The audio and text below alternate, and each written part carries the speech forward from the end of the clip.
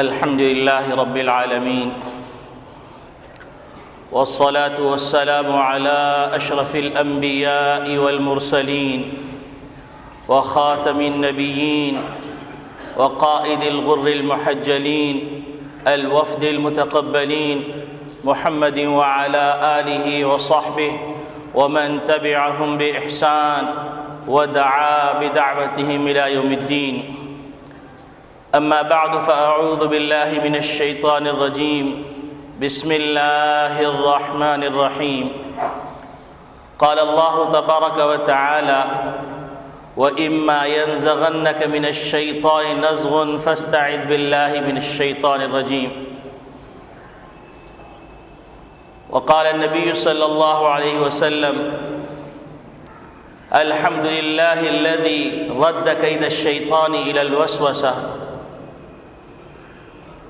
وقال النبي صلى الله عليه وسلم: لا يؤمن أحدكم حتى يكون هواه تبعا لما جئت به. وقال النبي صلى الله عليه وسلم: التائب من الذنب كمن لا ذنب له.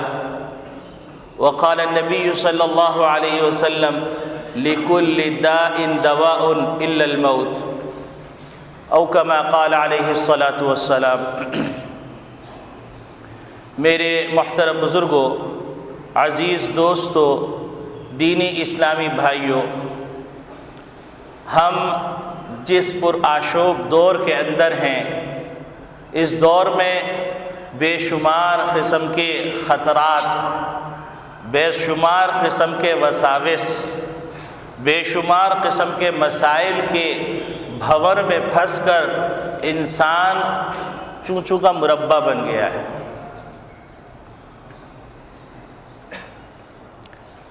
کہیں پر انسان کو جسمانی خطرات ہیں، کہیں پر انسان کو ذہنی خطرات اور الجھنیں ہیں، کہیں پر انسان نفسیاتی مسائل سے گزر رہا ہے، کہیں پر انسان مالی بحران سے گزر رہا ہے، کہیں پر انسان روحانی مسائل سے گزر رہا ہے، اور وہ اپنی دوا تلاش کر رہا ہے، لیکن ایسی جگہ پہ تلاش کر رہا ہے جہاں پر زہر تو مل سکتا ہے، تریاق نہیں مل سکتا.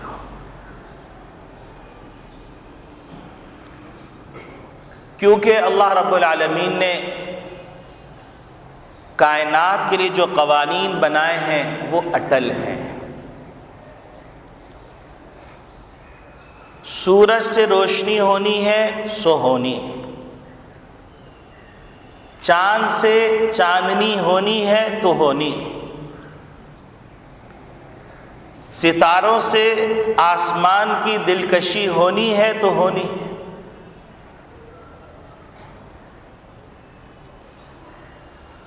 آم کی گٹلی سے آم کا درخت بننا ہے سو بننا ہے، کھجور کی گٹلی سے کھجور کا درخت نکلنا ہے نکلنا ہے، گندم کی بویائی سے گندم کی پیداوار ہونا ہے ہونا ہے.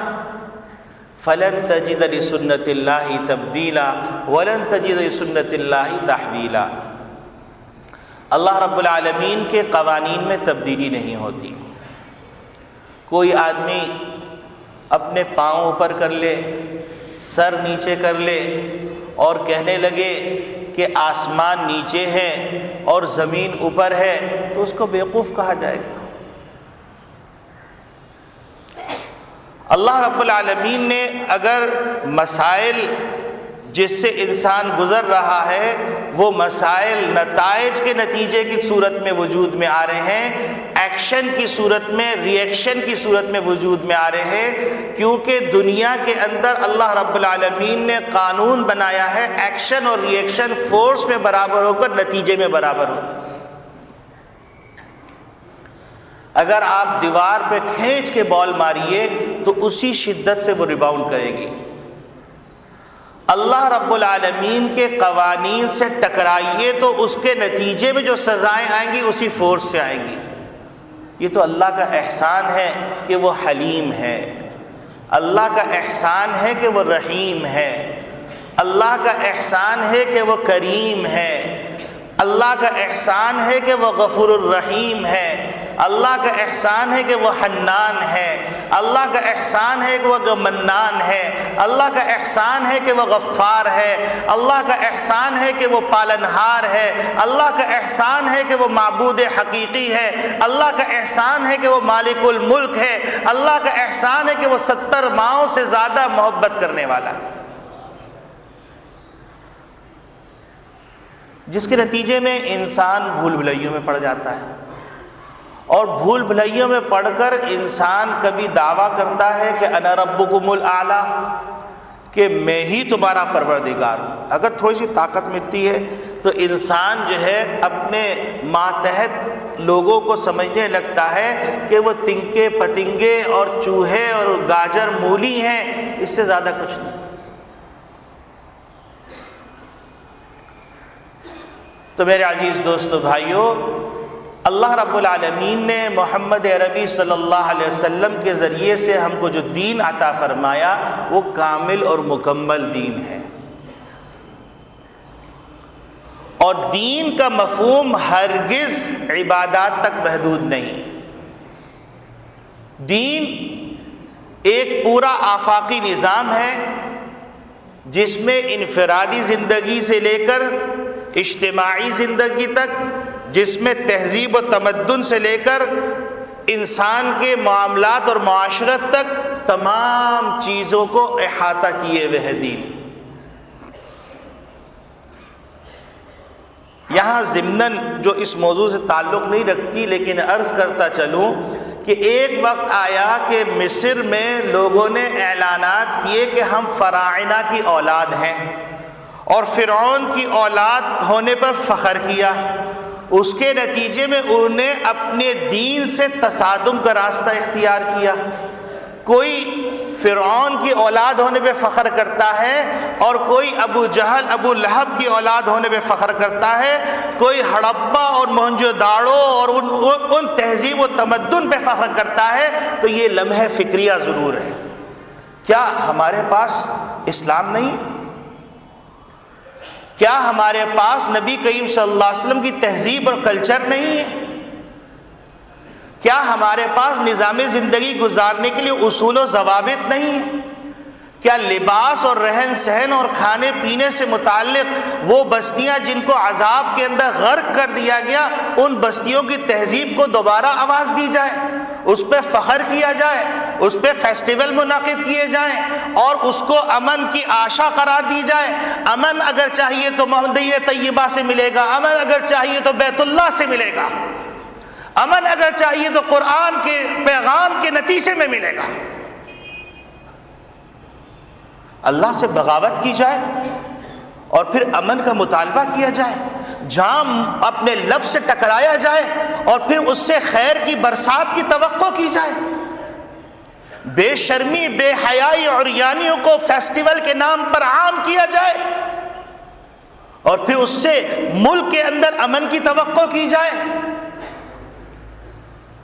تو میرے عزیز دوستو بھائیوں، ہم ایسے عجیب پرآشوب دور سے گزر رہے ہیں کہ انسان مرض کو دوا سمجھ رہا ہے، کینسر کو، سرطان کو انسان تریاق سمجھ رہا ہے، زہر کے جام کو اپنے منہ کے لگا کر حلق میں انڈیلنے کو ہے۔ قرآن تو کہہ رہا ہے کہ پچھلی جتنی تہذیبیں ہیں ان تہذیبوں کو اگر تم دیکھتے ہو وَكُنْتُمْ عَلَى شَفَا حُفْرَةٍ مِّنَ النَّارِ، تم تو دیکھتے ہوئے لاوے کے سامنے کھڑے ہوئے تھے، اس کے اندر چھلانگ مارنے والے تھے۔ فَأَنْقَذَكُم مِّنْهَا، اللہ رب العالمین نے محمد عربی صلی اللہ علیہ وسلم سے دامن سے وابستہ ہو جانے کے نتیجے میں اس انگارے سے تم کو بچایا، پھر تم اس انگاروں کے اندر لوٹ کے جانا چاہتے ہو۔ روشن خیالی اس کا نام ہے یا تاریخی؟ ویلنٹائن ڈے منا کر آدمی محبت حاصل کرنا چاہتا ہے، نیو ایئر منا کر وہ محبت حاصل کرنا چاہتا ہے۔ وہ مدر ڈے اور فادر ڈے منا کر محبت حاصل کرنا چاہتا ہے، بیوقوف ہے وہ آگ سے برف کی تاثیر چاہتا ہے، وہ انگاروں سے برف کی ڈلی کی تاثیر چاہتا ہے، اور بھول جاتا ہے کہ دقات قلب المرء قائلۃ له ان الحیات دقائق و ثوانی، کہ دل کی دھڑکنیں پیغام دے رہی ہیں کہ جو 4 آدمیوں کے کندھے کے اوپر ایک لاش گئی ہے، اسی طرح کندھے پر تمہاری لاش بھی جانے والی۔ ہر انسان کو اس کا دل یہ پیغام دیتا ہے، تم ایک فانی بلبلے ہو، اگر تم کو بقا چاہیے تو بقا کے نظام میں آنا چاہیے، اگر تمہیں امن چاہیے تو امن اللہ نے کسی اور چیز میں رکھا ہے، اگر تمہیں راحت چاہیے، سکون چاہیے تو اللہ رب العالمین کا اعلان ہے الا بذکر اللہ تطمئن القلوب، اللہ کے ذکر میں، اللہ کی یاد میں، قرآن کے دستور کے اوپر عمل کرنے میں اللہ نے اطمینان قلب رکھا۔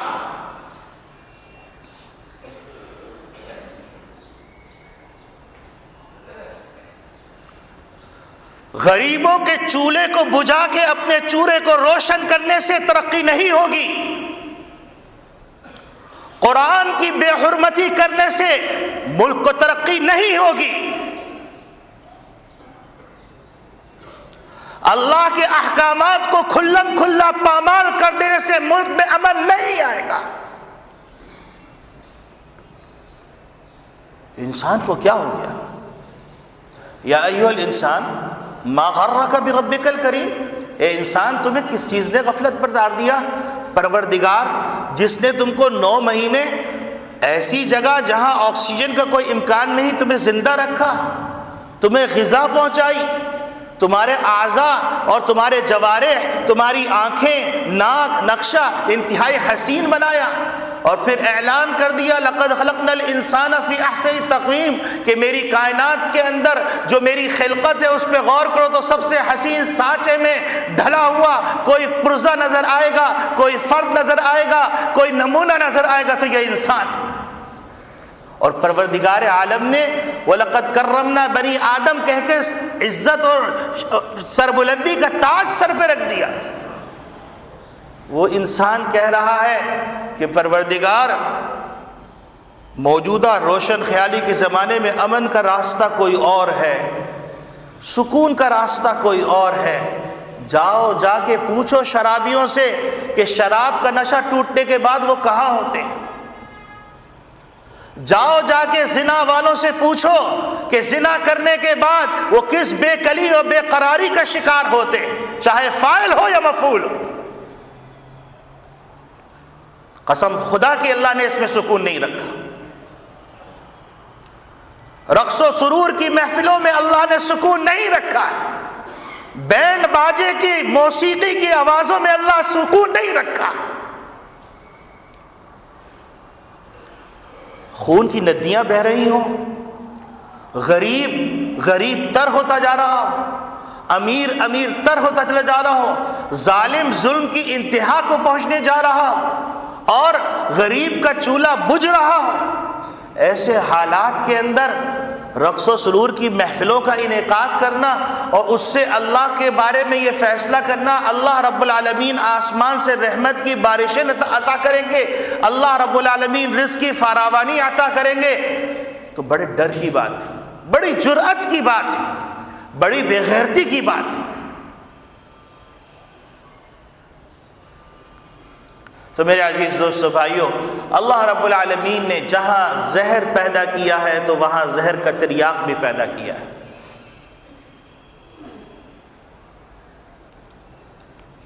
جہاں بیماری پیدا کی ہے اللہ رب العالمین نے وہاں اس کا علاج بھی پیدا فرمایا ہے۔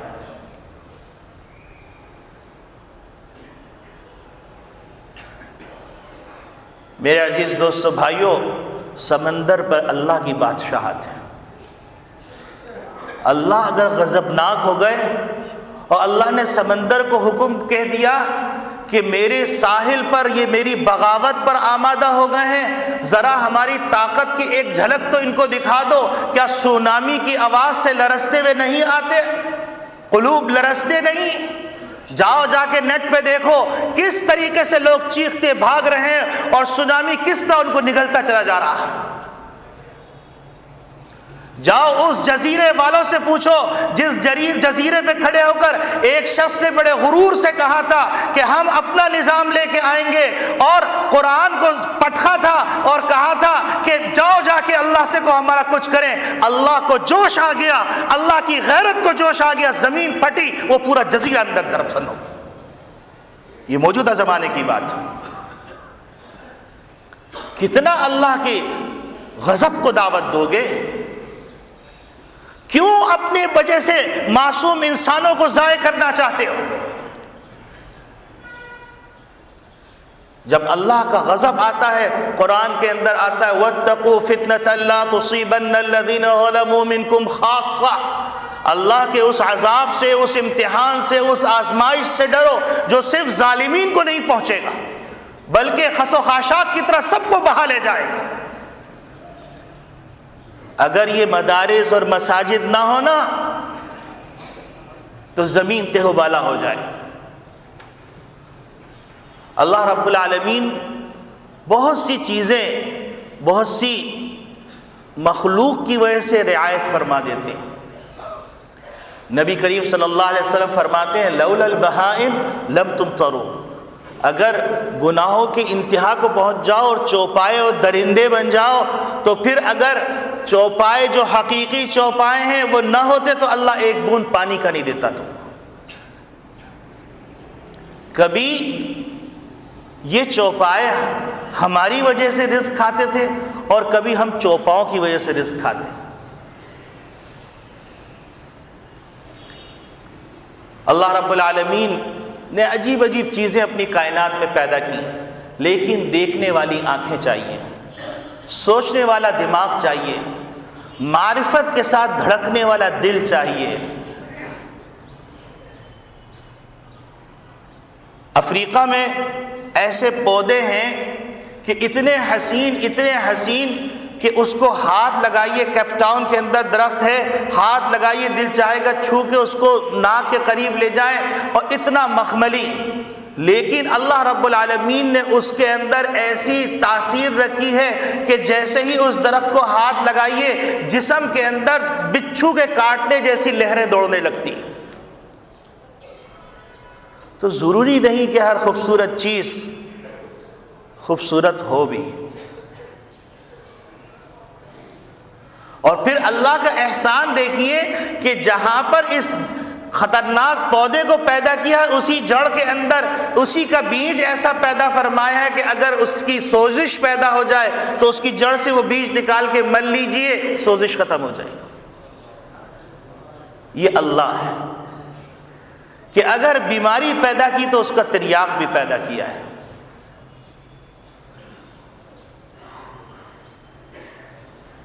میرے عزیز دوستو بھائیوں، اللہ کے ہو جائیے، اللہ ہمارا آپ کا ہو جائے گا۔ اللہ کی مان لیجئے، پھر آپ کی خواہش سے پہلے اللہ چیزیں عطا کر دے گا۔ تو میرے عزیز دوستو بھائیوں، ایک طرف ایسا پرآشوب دور کہ صبح ہوئی تو شام کا پتہ نہیں، شام ہوئی تو صبح کا پتہ نہیں، اور یہ بھی پتہ نہیں کہ جو میرا محبوب باہر گیا ہے تو وہ خیریت سے واپس بھی آئے گا یا یہ اس عورت کی آنچل اس کے سر سے اتر جائے گا۔ ایسے دور کے اندر لوٹنا چاہیے تھا، رجوع اللہ کرنا چاہیے تھا، اللہ سے معذرتیں کرنی چاہیے تھی، اللہ سے معافیاں مانگنی چاہیے تھیں، نہ کہ کھلواڑ کیا جائے، رقص و سرور کی محفلیں منعقد کی جائیں۔ اللہ رب العالمین نے مختلف جسمانی بیماری ہو یا روحانی بیماری ہو، ان دونوں بیماریوں کے لیے انسانوں کے لیے، جن کو انسان کہا جائے، انسانوں کے لیے علاج بھی عطا فرمایا ہے۔ نبی اکرم صلی اللہ علیہ وسلم پر 2 صورتیں نازل کی گئیں۔ نبی کریم صلی اللہ علیہ وسلم پر ایک سورت سورۃ الفلق نازل کی گئی، ایک سورت سورۃ الناس نازل کی گئی، اور اس کا واقعہ کچھ ایسا ہوا کہ نبی کریم صلی اللہ علیہ وسلم کے اوپر یہودیوں نے جادو کر دیا، جس کے نتیجے میں نبی کریم صلی اللہ علیہ وسلم ایک کام کر لیتے، پھر خیال ہوتا کہ شاید یہ کام میں نے نہیں کیا، تو اللہ رب العالمین نے فرشتے بھیجے اور فرشتوں نے بتلایا کہ آپ پر جادو کیا گیا ہے اور 11 گٹھیں باندھی گئی ہیں، فلاں کنویں کے اندر وہ بال دفن کیا گیا ہے، ڈالا گیا ہے، اور فلاں یہودی نے کیا ہے۔ تو نبی کریم صلی اللہ علیہ وسلم کے اوپر یہ آیات نازل ہوئی، تو ہر آیت پڑھتے قل اعوذ برب الفلق، ایک گٹھا کھولتے، من شر ما خلق دوسری گٹھا کھولتے، ومن شر النفاثات فی العقد تیسری گٹھا کھولتے، ومن شر حاسد اذا حسد چوتھی گٹھا کھولتے۔ اس طرح نبی کریم صلی اللہ علیہ وسلم نے 11 گٹھیں کھولی اور سحر ٹوٹ گیا۔ تو اللہ رب العالمین نے ان 2 صورتوں کے ذریعے سے ہم کو صبح و شام اس بات کی طرف متوجہ کیا ہے کہ اے انسانوں، تمہارے دشمن تمہارے سوچ سے زیادہ ہیں۔ کچھ دشمن وہ ہیں جن کو تم دیکھ سکتے ہو، کچھ دشمن وہ ہیں جن کو تم دیکھ نہیں سکتے۔ ان تمام دشمنوں سے اگر تم حفاظت چاہتے ہو تو اس حفاظت کا نسخہ، اس حفاظت کا سرمایہ وہ اللہ رب العالمین نے معوذتین کی صورت میں ہم کو اور آپ کو عطا کر دیا نبی کریم صلی اللہ علیہ وسلم کے صدقے میں۔ پہلی صورت سورۃ الفلق ہے، اور آپ صلی اللہ علیہ وسلم ساری زندگی اس کو اہتمام سے سونے سے پہلے پڑھا کرتے، اور آپ صلی اللہ علیہ وسلم ان صورتوں کو پڑھ کر اپنے دست مبارک پر دم فرماتے اور پورے جسم پر ہاتھ پھیر لیتے۔ تو اس سے ہم کو معلوم یہ ہوا کہ یہ صورتیں اس پرآشوب دور کے اندر بہت زیادہ اہمیت اختیار کر گئی، کیونکہ اس زمانے میں معلوم نہیں کہ جو آپ سے ہنس کے مل رہا ہے وہ آپ کا محبوب بھی ہے یا نہیں، یہ بھی معلوم نہیں کہ وہ آپ کا وفادار بھی ہے کہ نہیں، یہ بھی معلوم نہیں کہ وہ انسان بھی ہے یا نہیں۔ اور بعض لوگوں نے مذاق سے کہا تھا، لیکن آج تو واقعتاً ایسا حال ہو گیا کہ کسی سے ہاتھ ملائیے تو پھر اپنی انگلیاں چیک کر لیجئے کہ آپ کی کوئی انگلی تو اس کے ہاتھ میں نہیں رہ گئی۔ ایسے پرآشوب دور کے اندر ان 2 صورتوں کا اہتمام ضرور کرنا چاہیے، ایک قل اعوذ برب الفلق اور ایک قل اعوذ برب الناس۔ قل اعوذ برب الفلق کے اندر اللہ رب العالمین کی ایک صفت بیان کر کے 3 چیزوں سے پناہ مانگی گئی ہے، کہ یعنی صبح کا جو مالک ہے، جو تاریکیاں پھیل جاتی ہیں تو ان تاریکیوں کو ختم کرنے والا جو پروردگار ہے، اس پروردگار کا واسطہ دے کے 3 شروں سے پناہ مانگی گئی، من شر غاسق اذا وقب ومن شر النفاثات فی العقد ومن شر حاسد اذا حسد۔ ایک تو تاریکی جب پھیلنے لگے، چاہے وہ تاریکی قلب پہ پھیلنے لگے یا تاریکی دنیا کے اندر پھیلنے لگے، تو اللہ کا رب الفلق کا واسطہ دے کے تم پناہ مانگو، من شر غاسق اذا وقب ومن شر النفاثات فی العقد، اور جو ڈوریوں کے اندر گٹھوں کے اندر پھونکنے والی عورتیں ان کے شر سے پناہ مانگی گئی، ومن شر حاسد اذا حسد، اور حسد کرنے والا جب حسد کرنے لگے تو اس کے شر سے پناہ مانگی گئی۔ تو یہاں پر اللہ رب العالمین نے اپنی ایک صفت ذکر کی اور 3 چیزوں سے پناہ مانگنے کا طریقہ بتلایا۔ اب سورۃ الناس کے اندر آپ دیکھیے تو آپ حیران رہ جائیں گے کہ اللہ رب العالمین نے اپنی 3 صفات کو ذکر فرمایا، اس کے بعد ایک شر سے پناہ مانگنے کا حکم فرمایا۔ قل اعوذ برب الناس، پروردگار جو انسانوں کا ہے، ملک الناس جو لوگوں کا بادشاہ ہے، الہ الناس جو لوگوں کا معبود ہے۔ یہ اللہ کی 3 صفات ذکر کی۔ اب جو پالنہار ہوگا تو ظاہر سی بات ہے وہ اپنی چیز کا خیال رکھے گا، جو بادشاہ حقیقی ہوگا ضرور وہ اپنی رعایا سے غافل نہیں ہوگا، اور الہ الناس جس کی معبود حقیقی کی پرستش کی جا رہی ہوگی وہ معبود حقیقی اپنے عبادت گزاروں کا خیال رکھے گا۔ یہ 3 واسطے دیے گئے۔ بعض بزرگوں نے اس کو یوں بیان فرمایا، قل اعوذ برب الناس، یہ انسان کے بچپن کا زمانہ ہے کہ پروردگار نے اس انسان کو بچپن میں بڑے ناز سے پالا ہے۔ ماں غافل ہو گئی، باپ غافل ہو گیا، کتنی خطرے کی چیزیں تھیں، لیکن اس کو پال پوس کر ایک مقام تک پہنچا دیا، رب الناس۔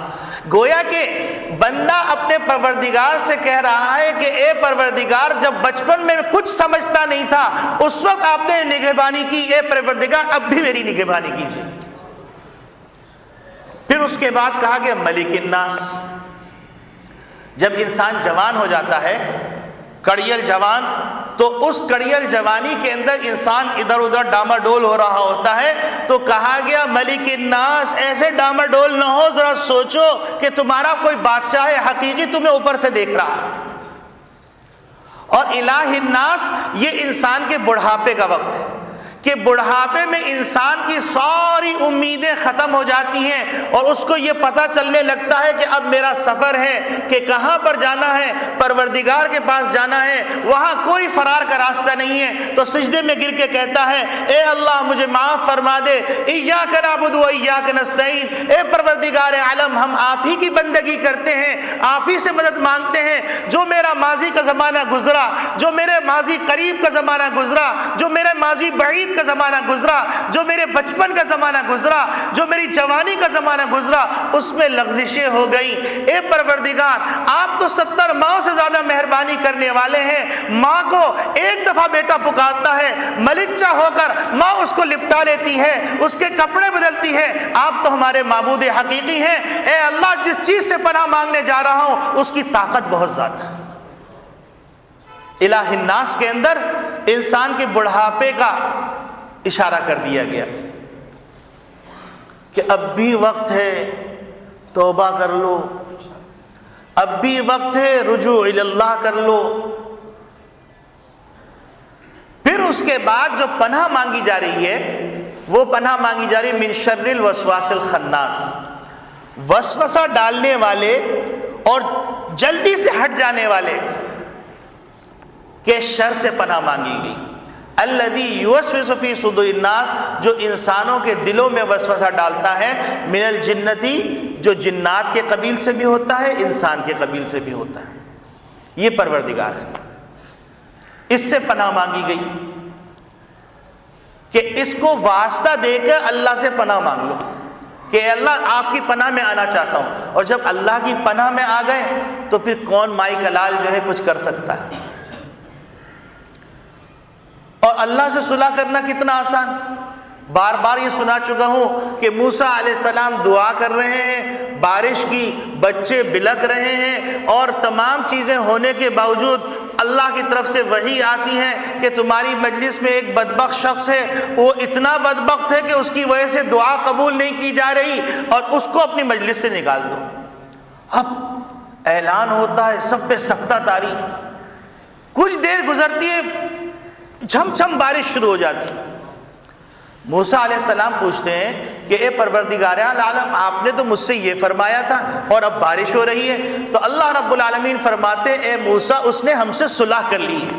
اس نے چپکے چپکے کہا ہوگا کہ اللہ، اتنے بڑے مجمع انسان ساری بے عزتیاں برداشت کر لیتا ہے لیکن ایک اسٹیٹس کی بے عزتی وہ برداشت نہیں کرتا۔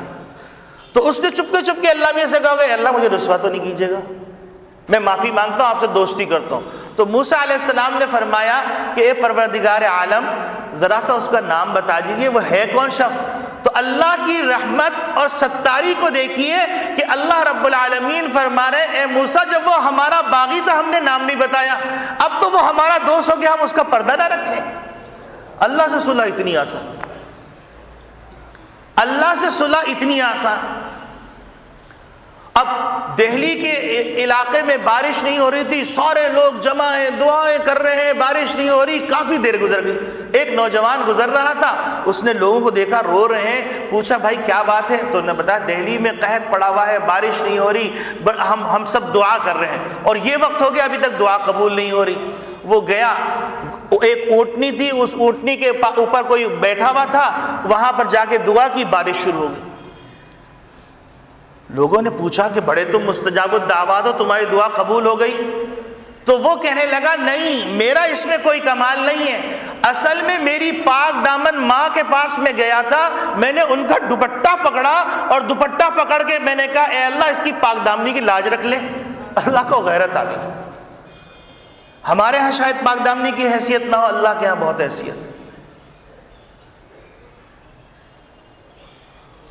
جھمجھما کے بارش ہو گئی۔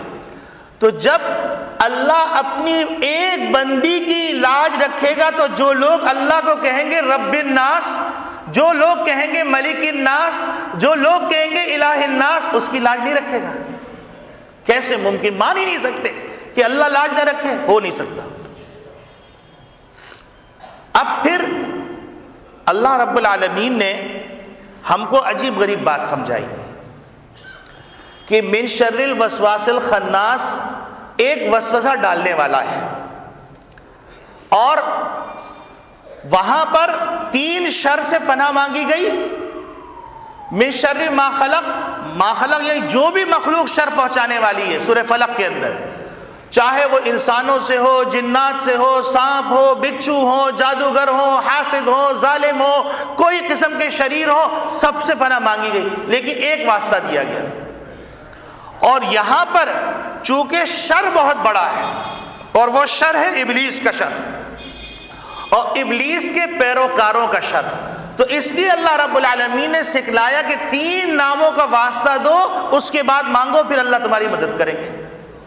اور ابلیس کے اندر پاور کتنا ہے؟ ایک دفعہ نبی کریم صلی اللہ علیہ وسلم کی رات میں نبی کریم صلی اللہ علیہ وسلم سے زوج مطہرہ حضرت امی جان صفیہ رضی اللہ تعالیٰ عنہ ملنے کے لیے تشریف لائیں، اور چادر اوڑھ کے اوڑھنی اوڑھ کر واپس جا رہی تھی کہ اتنے میں جو ہے ایک صحابی آ گئے، اور صحابی آنے کے بعد کہنے لگے کہ اور جلدی سے جانے لگے، تو نبی کریم صلی اللہ علیہ وسلم نے ان کو بلایا، اور بلانے کے بعد فرمایا ہذہ امک صفیہ، یہ تمہاری امی جان صفیہ ہے، کل کو تمہارے دل میں یہ خیال نہ آ جائے کہ حضور کے پاس کون سی خاتون آئی تھی۔ اور پھر وہ تعجب میں پڑ گئے، تو نبی کریم صلی اللہ علیہ وسلم فرمایا اللہ رب العالمین نے انسان کے مقابلے میں شیاطین ابلیس کو اتنی طاقت عطا کی ہے، ان الشیطان یجری فی الانسان مجری الدم، جیسے شریانیوں میں خون دوڑتا ہے اس طریقے سے انسان کے اندر ابلیس کا نفوذ ہوتا ہے، اپنی ورکنگ کرتا ہے۔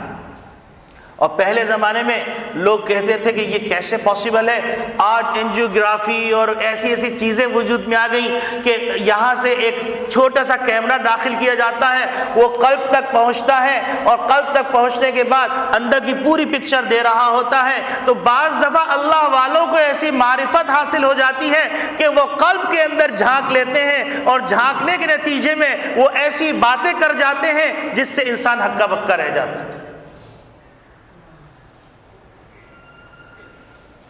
تو میرے عزیز دوستو بھائیو، اللہ کے لیے ہم شیاطین سے بھی پناہ مانگیں، اور وہ تمام برے اعمال جن کا سورہ فلق میں تذکرہ کیا ان سے بھی پناہ مانگیں۔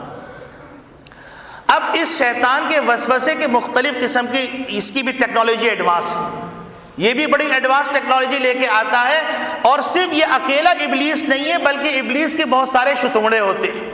جیسے گنڈا ایک سرغنہ ہوتا ہے، پھر اس سرغنے کے بہت سارے کارندے ہوتے ہیں، تو اسی طریقے سے ابلیس سرغنہ ہے اور اس کے کارندے شیاطین ہیں۔ اور ابلیس سب سے زیادہ خوش ہوتا ہے ایک ایسے عمل سے جس عمل کو آج کل لوگوں نے شیر مادر سے زیادہ عزیز کر لیا ہے۔ ایک موقع پر ابلیس نے سمندر کے اوپر اپنا تخت قائم کیا، اپنی محفل لگائی، سمندر پہ اس کا تخت قائم ہوتا ہے، بخاری کی روایت سے معلوم ہوتا ہے۔ عالی شان تخت قائم کیا اور اپنے کارندوں سے کارگزاری لینے لگا، اور کارگزاری لینے کے بعد ان سے پوچھنے کا تم نے کیا کیا، تم نے کیا کیا، تم نے کیا کیا؟ تو ایک نے کہا کہ میں نے ایک آدمی نماز کے جاتا اس کو نماز سے روک دیا، اس نے کہا اچھا ٹھیک ہے۔ دوسرے نے کہا روزے سے روک دیا، تیسرے نے کہا خیرات سے روک دیا، فلاں نے کہا حج سے روک دیا، وہ سنتا رہا۔ ایک چھوٹا ابلیس کا کارکن آیا، اس نے کہا کہ میں نے ایک کام کیا ہے۔ انہوں نے کہا کیا؟ کہ اس نے کہا کہ میں نے یہ کام کیا، دو میاں بیوی بڑے ہنسی خوشی رہتے تھے، ان میاں بیوی کے درمیان میں نے توڑ کروا دی۔ تو وہ اپنی جگہ سے اٹھا، اٹھنے کے بعد اس کو گلے سے لگایا اور کہا واقعی کام تم نے کیا ہے۔ تو اب آج دیکھ لیجئے معاشرے کے اندر توڑنے کی تدبیریں بہت ہو رہی ہیں، جوڑنے کی تدبیریں نہیں ہو رہی، اور یہ ابلیس کا سب سے بڑا کام ہے۔ اتفاق نہ ہو، مسلمانوں میں اتفاق نہ ہو، انسانوں میں اتفاق نہ ہو، انسانیت کے نام پر اتفاق نہ ہو، تعصب کے نام پر، مسلکوں کے نام پر، فروعات کے نام پر، جھوٹے نعروں کے نام پر، جھوٹے فیسٹیول کے نام پر، جھوٹے کرداروں کے نام پر، جھوٹے آئیڈیا کے نام پر، جھوٹے وعدوں کے نام پر ٹکڑے ٹکڑے ٹکڑے ٹکڑے کر دیے گئے۔ تو ابلیس کے کارندے یہ کام کرتے ہیں، اور قرآن کریم میں یہ بات واضح ہے کہ من شر الوسواس الخناس کے اندر من الجنتی والناس ذکر کیا، یعنی جن ورکنگ کرتے ہیں تو وہاں انسانوں کے اندر بھی ایسے لوگ ہوتے ہیں جو شیاطینی ورکنگ کرتے ہیں، وہ شیطان کے کارکن ہوتے ہیں۔ اور اللہ معاف فرمائے، اب تو باقاعدہ ایک شیطان کے پجاری مسلک وجود میں آ چکا ہے، اور باضابطہ طور پر اس میں نقص بالکل ننگا رقص کیا جاتا ہے، اور اس میں ایسے بول بولے جاتے ہیں جس کے نتیجے میں ابلیس کو باقاعدہ سراہا جاتا ہے، سجدہ کیا جاتا ہے، اور خاموشی کے ساتھ اس کے پجاری بڑھتے چلے جا رہے ہیں، اور بدقسمتی سے ایکٹرز کے اندر، گلوکاروں کے اندر، مختلف کرداروں کے اندر اس کے پجاری وجود میں آ گئے۔ تو میرے عزیز دوستو بھائیو، اللہ رب العالمین نے تین اپنی صفات کے ذریعے سے جس گناہ سے، جس شر سے پناہ مانگنے کو کہا ہے، وہ شر ہے شیطان کا شر، اور شیطان کا شر اتنا خطرناک ہوتا ہے کہ یہ شیطان ایک شر تو کرتا ہے، وسوسہ ڈالتا ہے ایمانیات کے اندر کہ اللہ ہے کہ نہیں، اچھا چلو یہ ختم ہو گئی، یہ ختم ہو گئی، یہ ختم ہو گیا، پھر اللہ کے پہلے کون تھا؟ اب ایمانیات، یہ جو موت کے بعد اٹھنا ہے یہ کیسے ممکن ہے؟ یہ پتہ نہیں حضور نے صحیح کہا بھی ہے کہ نہیں کہا، بیٹھے بیٹھے ایمان نکل گیا۔ اس قسم کے ٹاک شوز دیکھے جس میں اللہ رب العالمین کے احکامات کی خلاف ورزی بیان کی گئی، اور اس چرب زبانی سے بیان کی گئی کہ جس کے نتیجے میں لگا واقعی بڑا زبردست پروفیسر ہے، اس نے کیا تشریح کی۔ آج سمجھ میں آیا اسلام زمانے کے ساتھ چل سکتا ہے، کہ گانے کا جواز کا فتویٰ دے دیا اس نے، اور وشت کے عالم میں آ کر ناچنے کا فتویٰ دے دیا۔ بس یہ اب ہو گیا نا، ماڈرن اسلام ہو گیا، اب تو ہم مسلمان، بالکل اب تو ہم ایزی فیل کر رہے ہیں، ہم مسلمان ہیں بھائی، لیکن ہم وہ مسلمان نہیں ہیں جو فنڈامنٹلسٹ ہوتے ہیں۔ گویا کہ آپ دبے لفظوں میں گستاخ رسول بن رہے ہیں۔ کیا نبی کریم صلی اللہ علیہ وسلم کی تعلیمات فرسودہ تھی؟ کیا نبی کریم صلی اللہ علیہ وسلم کا نظام موجودہ نظام سے گھٹیا تھا؟ جو ہم اپنی ثقافت موہنجو داڑو کے کھنڈرات سے نکال کے لانا چاہتے ہیں، جو موہنجو داڑو اور یہ جتنے بھی علاقے ہڑپا، یہ سارے کے سارے عذاب کے اندر تباہ ہوئے تھے۔ کتنی عجیب دنیا ہو گئی کہ اگر کوئی کہے نماز پڑھنے آ جاؤ، یہ بھی تو ایک پرانا کلچر ہے نا، نہیں نماز نہیں بھائی، یہ موجودہ زمانہ ہے، یہ نماز کی کیا بات کر رہے ہیں ہم؟ بولے صاحب بیکار باتیں نہیں کریں۔ اچھا چلو ہم نے ایک محفل سجائی ہے، اس محفل میں ڈرم بھی بجے گا، میوزیکل انسٹرومنٹس بھی ہوں گے، اور حضور کی شان میں قصیدے پڑھے جائیں گے، ہاں یہاں آ جائیں گے، چونکہ ہم فنڈامنٹلی مسلمان تھوڑی ہیں، ہم بڑے روشن خیال مسلمان۔ یہ گستاخ رسول ہے۔ حضور فرما رہے ہیں کہ میں تمام میوزیکل انسٹرومنٹس کو توڑنے کے لیے آیا ہوں، اور اس میوزیکل انسٹرومنٹ کو یوز کر کے ہم نبی کریم صلی اللہ علیہ وسلم کے قصیدے پڑھ رہے ہیں۔ بتلائیے یہ گستاخی ہوئی کہ نہیں ہوئی؟ یہ گستاخی کی جرات ہوئی یا نہیں ہوئی؟ اور پھر ہم کہہ رہے ہیں کہ اللہ آسمان سے من و سلوہ نازل کر دے، اللہ نے جینے کا حق دے دیا، یہی بہت نہیں ہے؟ اللہ نے انسان بنا کر انسانی رہنے دیا، یہ اللہ کا احسان نہیں ہے؟ یہ حضور صلی اللہ علیہ وسلم کی دعاؤں کا صدقہ ہے کہ ہم انسان بچے ہیں، ورنہ پچھلی امتوں کو کہہ دیا کونو قیدن خاصین، تم بندر بن جاؤ، خنزیر بن جاؤ، ہمیں کوئی پرواہ نہیں۔ اور میں حیران ہو گیا، انسان کے دل اتنے سنگ دل ہو گئے۔ آپ جائیے سرچ کیجئے، آپ کو نظر آئے گا کہ ایک لڑکے نے یورپ کے اندر، چونکہ وہ ڈاگی سے بہت محبت کرتا تھا، اپنا منہ کٹوا کے، چونکہ پلاسٹک سرجری عام ہو گئی، اس نے ڈاگی کا منہ لگا لیا۔ کتنی بغاوت اللہ سے کریں گے، کتنی بغاوت کریں گے، کتنے اللہ رب العالمین کے صبر کا امتحان لینا چاہتے ہو؟ اللہ صبور ہے، اللہ حلیم ہے، تم اس کلچر کو یہاں لانا چاہتے ہو جس کلچر کے اندر ماں بیٹی اور باپ بیٹے ان کے آپس میں کوئی رشتہ نہیں ہے سوائے ہائے اور بائے کے، سوائے اولڈ ہاؤسز کے، سوائے کنڈر گارڈن میں ایڈمٹ کرنے کے۔ ہوش میں آ جاؤ، ابھی بھی وقت ہے، ہوش میں آ جاؤ، اللہ کے واسطے ہوش میں آ جاؤ، اور ایسے گناہ نہ کرو جس کی سزا پوری عوام بھگتے۔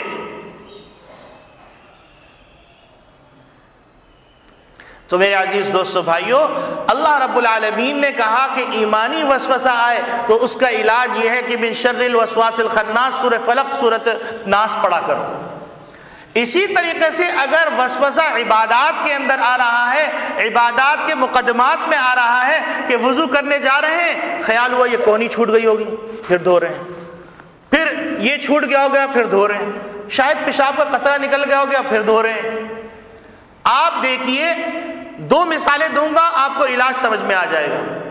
نبی کریم صلی اللہ علیہ وسلم کی خدمت میں ایک صاحب آئے، ان کو اس قسم کا وسوسہ ہو جاتا ہے، میرا وضو ٹوٹ جاتا ہے، میرا وضو ٹوٹ جاتا ہے۔ آپ صلی اللہ علیہ وسلم نے ان سے فرمایا جاؤ وضو کرو اور نماز پڑھو، کوئی وضو نہیں ٹوٹتا، وضو اس وقت ٹوٹے گا جب تمہیں بدبو آئے یا آواز آئے۔ اب دیکھیے نبی کریم صلی اللہ علیہ وسلم نے دوا بتائی۔ اتنے کڑ مغز ہو گئے جو لوگ کہتے ہیں کہ ہم قرآن کو خود پڑھ کے سیکھیں گے، حدیث کو خود پڑھ کے سیکھیں گے، تو انہوں نے یہ فتویٰ دینا شروع کر دیا کہ حضور نے فرمایا کہ جب تک بدبو نہ آئے اور جب تک آواز نہ آئے وضو نہیں ٹوٹتا۔ وضو ٹوٹ رہا ہے، نمازیں پڑھ رہے ہیں۔ آپ مجھے بتلائیے، ایک آدمی کی انجیوگرافی ہوئی ہے یا اوپن ہارٹ سرجری ہوئی ہے، اس کو ڈاکٹر نے دوائیں دی، اس سے وہ صحت یاب ہو رہا ہے، کوئی باولا اس دوا کو لے کے کھانا شروع کر دے تو کیا ہوگا؟ حضور نے ایک بیمار کو علاج بتلایا کہ تمہیں وسوسے کی بیماری ہو رہی ہے تو اس کا علاج یہ ہے کہ ایک دفعہ وضو کر لو اور چھوڑو، بس چھوڑو، کیونکہ وسواس اور ولہان جو شیطان ہے یہ تمہیں نماز کے اندر اور وضو کے اندر تنگ کرتے رہے۔